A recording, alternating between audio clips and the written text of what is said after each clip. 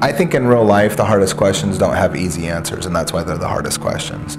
I think in real life, there are never formulas. I think in real life, there are never sort of gimmicks that sort of can promise the perfect results for what we want, what we need, what needs to be corrected or made whole. I think in my journey, what I have found is friendships are the unlikely spaces where the eruptions of grace, where the eruptions of reconciliation, where the eruptions of peace are best incubated.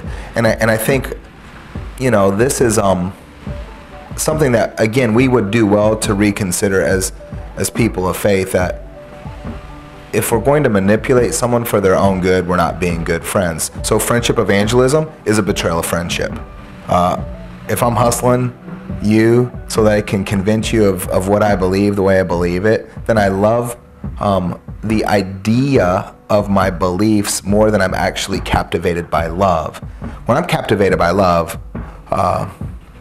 that's when friendships, that's when communities, that's when people go to really deep, gorgeous, safe spaces. And so, you know, so my commitment is to be submitted in friendships, and really making strong commitments to cultivating friendships that address the poverty of my relationships. Right? I talk to folks about this sometime, like it's like, hey, pull your cell phone out and like scroll through your last 10 calls and see who's on there that's different than you, that looks different than you, that worships different than you, whose sexual identity or orientation is different from yours. And typically what happens is when we look at our call list, it's a mirror back to ourselves that looks like us. I think when we do that, we sort of stagnate in these congealed and homogenized little ghettos of safety, and we miss out on these gifts of where different kinds of friendships can take us to unlikely places of wholeness. And so, you know, like there's no advice like, hey, go off and save the world. There's no advice like, how do you bear witness to hope? There's no advice like, this is the program for shalom. But I think being a good friend is the start to a lot of these sort of journeys that we can find ourselves on. And being good friends to people that are very different than you, very different than me. Can you make cash off that? Oh man, I don't know how to make money. I don't know how to make money. Oh, I don't know how to make money. You seriously think Jesus has been to Nebraska?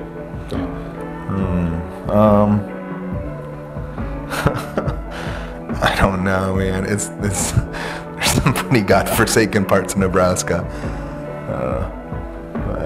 But I, you know what? This year I am a little more carefully trying to look for Jesus on the road, and trying to look for Jesus at the market and at work and on the bus and in the neighborhood. And I mean, this sounds crazy, like even trying to look for Jesus at church sometimes.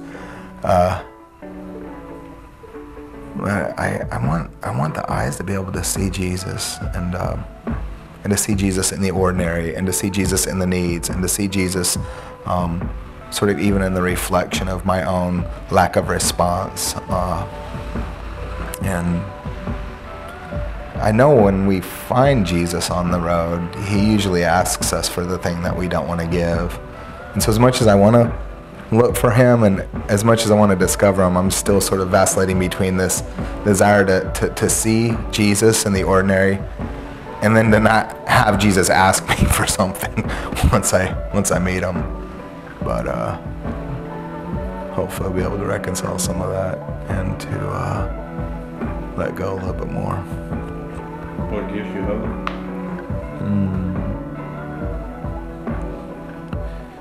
Yeah, I would say that it's the resiliency of our friends that give me hope. It's the faithfulness of their prayers. And you know what? They're prayers for us. They're prayers for themselves, that our prayers prayed in spaces that don't seem like those prayers are going to get answered. And